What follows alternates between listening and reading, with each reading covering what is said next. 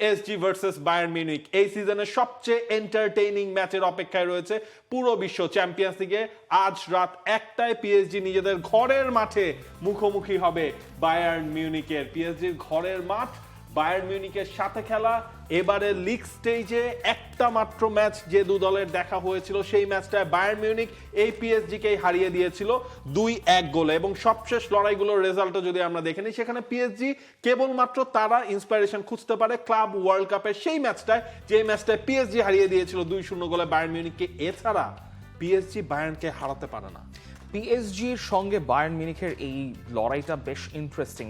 অনেকেই quarter final থেকে ভাবছিলেন PSG Bayern Munich would be the ultimate tie, যেটাকে আপনি এই চ্যাম্পিয়ন্স লিগের একটা ফাইনালের তকমাও দিতে পারেন। সাধারণত শেষ কয়টা চ্যাম্পিয়ন্স লিগের ফাইনাল যদি আপনি অ্যানালাইজ করেন, পিএসজি ইন্টারন্যাশনালে 5-0।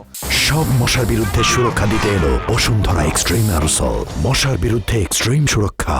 ওইদিকে ম্যান সিটি ইন্টার 1-0, মোটামুটি 1-0 একটা রেজাল্টের পর পিএসজি 5-0 হয়েছিল। মানে নট নেসেসারিলি যে খুব এক্সাইটিং রাউন্ডস অফ ফিক্সচার গিয়েছে, কিন্তু চ্যাম্পিয়ন্স লিগের সেমিফাইনাল যখন এসছে, you consider Real Madrid Bayern Munich, you consider গত সিজনে বার্সেলোনা ইন্টারন্যাশনালে, সবসময় সেমিফাইনাল রাউন্ডগুলো খুবই দুর্দান্ত হয়েছে। এবং সেরকম একটা টাই হওয়ার কথা লুই এনরিকে এবং ভাসো কোম্পানির দলগুলোর মধ্যে। লুই এনরিকে বলেছেন যে বেস্ট দুটো দল খেলতে যাচ্ছে সেমিফাইনালে। আই থিঙ্ক এটা সবাই এগ্রি করবে। কিন্তু এর মধ্যে থেকেও তিনি বলছেন এই বেস্টের বেস্ট হচ্ছে গিয়ে তার এই দল পিএসজি। যদিও পিএসজি প্লে অফ তাদের খেলতে হয়েছিল এবং সেখান থেকে তারা যে দৌড় শুরু করলো গেলবারের মতো, এখনো তারা আসলে শীর্ষেই রয়েছে। দুই দলই দারুণ আক্রমণ করতে পারে। আপনি যদি জানেন কিভাবে ডিফেন্ড করবেন, সেটাই এই ম্যাচের পার্থক্য গড়ে দেবে। ইউরোপের সেরা দুই দল মুখোমুখি হচ্ছে। ধারাবাহিকতার দিক থেকে বায়ার্ন একটু এগিয়ে থাকবে, কিন্তু দল হিসেবে আমরা যা দেখাচ্ছি আমাদের থেকে কেউ এগিয়ে নয়। নো ওয়ান বেটার দেন আস। ডিরেক্ট স্টেটমেন্ট লুইস এনরিকের কাছ থেকে। যেই ম্যাচে ধরেন আমরা কোচদেরকে দেখি প্রতিপক্ষকে এগিয়ে রাখতে, প্রতিপক্ষকে সমীহ করতে, উনি সেটা করেছেনও, কিন্তু দিন শেষে শেষ কথাটা বলেও দিয়েছেন। এনরিকে এসবের ধার ধারেন না। হি নোজ হিজ ফ্যাক্টস, এবং এই কথাটা খুবই সত্য এবং খুবই স্পট অন যে এই ম্যাচের defence will win you the match. আপনি গোল পাবেন, কিন্তু সাফনভ এবং নয়ের মধ্যে ব্যাটলটা, যে নয়ের কতগুলো গোল ঠেকাচ্ছেন কিংবা সাফনভ কতগুলো গোল ঠেকাচ্ছেন, ইমানুয়েল নয়ের 40 বছর বয়সী তরুণ ভদ্রলোক হ্যারি কেইন, পাভলোভিচ, কিমিকদের সঙ্গে খেলে যাচ্ছেন, গোল সেভ করে রিয়াল মাদ্রিদের সঙ্গে ফার্স্ট লেগে বায়ার্ন মিউনিখকে উতরে দিয়েছিলেন। সেকেন্ড লেগে যদিও সেই ম্যাচটা নিয়ে আর কথা নাই বা বলি, লুচো দিয়াজ এবং মাইকেল ওলিজে, যার প্রতি দুই উইংয়ে ভরসা থাকবে ভাসো কোম্পানির, আপনি এবং আরেকজন অ্যারন ড্যাঙ্কস, যিনি বেসিক্যালি ভাসো কোম্পানির জায়গায় আজকে ডাগ আউটে থাকবেন। তিনি থাকছেন না ইয়েলো কার্ডের জন্য। সো এটা একটা বড় ফ্যাক্টর হতে পারে ওই দিক থেকে, যে আসলে ভাসো কোম্পানি যেভাবে সিদ্ধান্ত নিয়ে অভ্যস্ত, সেটা তিনি ওভাবে রিলাই করতে পারবেন না। তিনি যেই বক্সে বসবেন তার সঙ্গে ফোনের কোনো কানেকশন থাকবে না, এটা খুবই স্ট্রিক্টলি প্রহিবিটেড। সো অ্যারন ড্যাঙ্কসকে আজকে পুরো সিচুয়েশনটা সামাল দিতে হবে যে কখন কি পরিস্থিতি হয়। তবে মূল কথা হচ্ছে যে the best team against the best team, ভাসো কোম্পানি অন্তত তো মিডিয়ার সঙ্গে কথা বলেছেন এবং তিনি জানেন যে ফ্রান্সের মাঠে কিভাবে বায়ার্ন মিউনিখ জিততে জানে, বিকজ পিএসজির এগেনস্টে বায়ার্ন মিউনিখ অলরেডি এই দশকে বেশ কয়েকবার জিতে ফেলেছে। এই বছর বার্নাবিউতে জিতেছি, প্যারিসেও। পিএসজি ডিফেন্ডিং চ্যাম্পিয়ন, এই চ্যালেঞ্জ নেয়ার মতো যদি কোনো দল থাকে সেটা আমরাই। আমরা জানি ওরা কত ভালো, কিন্তু এই ম্যাচে আমরা জিততে চাই। 38টা গোল করেছে বায়ার্ন মিউনিখ, 38টা গোল করেছে পিএসজি। পার্থক্যটা আসলে গোল কনসিডার জায়গাটা দিয়ে আসলে, কারণ এই জায়গায় আপনি ভাবতে পারেন পিএসজি তো আবার দুটা ম্যাচ বেশি খেলেছে বায়ার্ন মিউনিখের থেকে, বায়ার্ন দুটা ম্যাচ কম খেলেছে। এবারের চ্যাম্পিয়ন্স লিগে এই দুই দলের এখন পর্যন্ত যা হালচাল, সেটা আমরা দেখলে দুই দলের মধ্যে পিএসজি ম্যাচ হেরেছে দুটা, বায়ার্ন মিউনিখ একটা মাত্র ম্যাচ হেরেছে, সেটাও আর্সেনালের এগেনস্টে। এই সিজনে গোলের সংখ্যাটা সমান, 38টা করে গোল দু দল দিয়েছে। গোল কনসিডের দিক থেকে বায়ার্ন 14টা, পিএসজি 17টা গোল তারা কনসিড করেছে। বল পজিশন, অর্থাৎ পিএসজি এই যে 14টা ম্যাচ খেললো, অপোনেন্টের হিসেবে তারা বল 63% নিজেদের কাছে রেখেছিল। এবং দুই দলের পাসিং অ্যাকিউরেসিটা দেখেন, 90.5%, অন্যদিকে বায়ার্ন মিউনিখের 90.17%। সুতরাং এই দুই দলের ম্যাচ, আপনি কোনো দলকে এগিয়ে রাখা, কোনো দলকে পিছিয়ে রাখা, সেটা আপাতত মনে হয় করা যাবে না। এই পুরো স্ট্যাটিস্টিক্সে পাসিং অ্যাকুরেসিটা আপনাকে অনেক কিছু বলে দেয়। এই দুইটা টিম হাই প্রেসিং করে খেলে, এই দুইটা টিম যখনই বল লুজ করে তারা কাউন্টার প্রেস করে বলটা রিগেইন করার চেষ্টা করে, এবং বায়ার্ন মিউনিখ হচ্ছে সেই দলটা যারা এই সিজনে সবচেয়ে বেশি ফাস্টেস্ট ব্রেকে বল পজিশন লুজ করার পর বল পজিশন উইন করে ফাস্ট ব্রেকে গোল করেছে।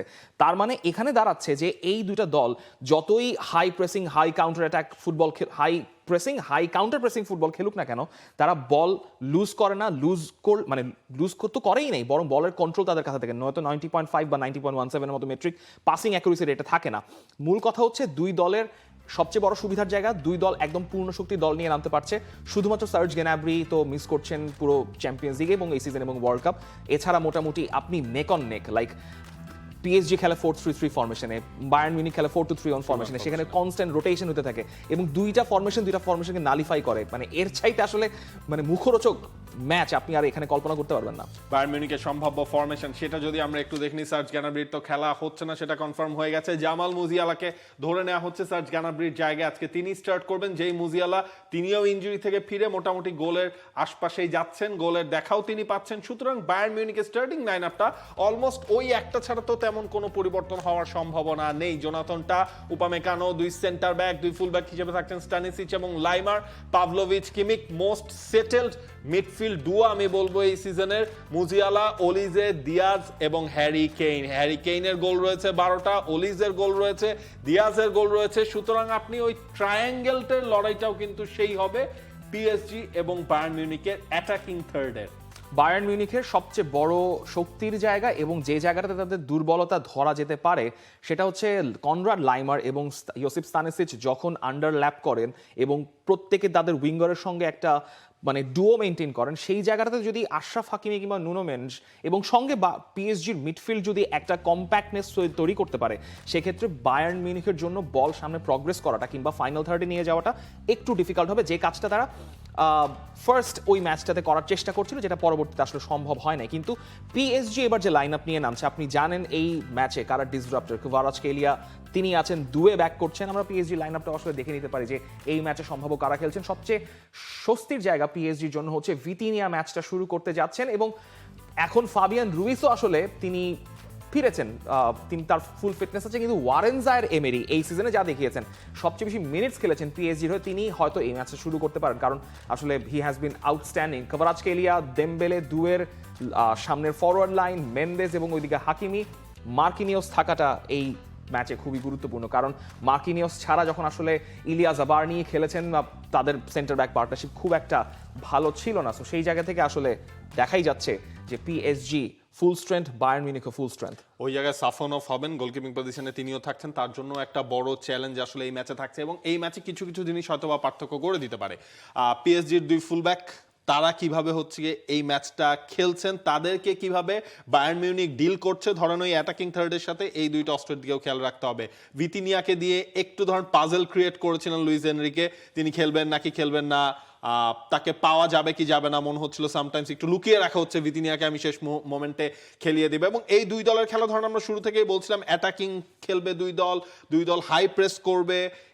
তারপরও আমার মনে হচ্ছে যে বায়ার্ন মিউনিখের যে প্ল্যান, মানে ধরেন মানে মুখস্থ প্ল্যানের মতো ছবির মতো ফুটবলটা কিন্তু তারা এই সিজনে খেলছে। আপনার নিচ থেকে বিল্ড আপ শুরু করে পজিশন চেঞ্জ করে একেবারে কুইক কাউন্টার অ্যাটাকগুলোও তারা আসলে লঞ্চ করছে। অন্যদিকে পিএসজির আমার কাছে যেটা মনে হচ্ছে যে তারা যদি সিচুয়েশনাল ফুটবলটা আসলে বেশি খেলে, ম্যাচ দেখে আমি জানি আমার শক্তি কোথায়, আমি জানি আমি কি করতে চাই, সুতরাং যেই মুহূর্তই আসুক আমি ওই সিচুয়েশন বুঝে মাঠে আমার ফুটবলারদেরকে ওই ট্যাকটিক্সটা চেঞ্জ করে দিব। এটা আমি আপনাকে নিশ্চিত করে বলতে পারি, লুই এনরিকে এরই মধ্যে কি কি ম্যাচে সিনারিও হবেন তিনি জানেন। তার যে অ্যাসিস্ট্যান্ট রাফেল পল রয়েছেন তিনি সবকিছু গেম ট্যাকটিক সাজিয়ে ফেলেছেন। Dembele would be very instrumental Bayern মিউনিখের মিডফিল্ড এবং ওই উইংয়ের সিনার্জি ভাঙার জন্য, তাকে আপনি কনস্ট্যান্টলি ড্রপ ডিপ করতে দেখবেন।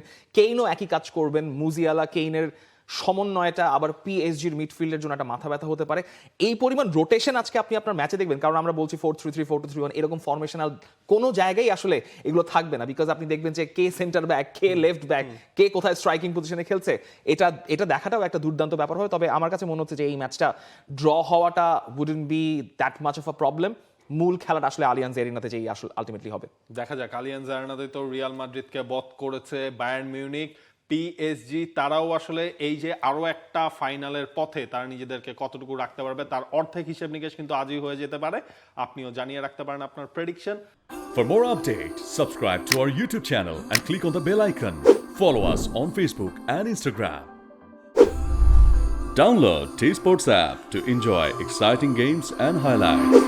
Visit tsports.com.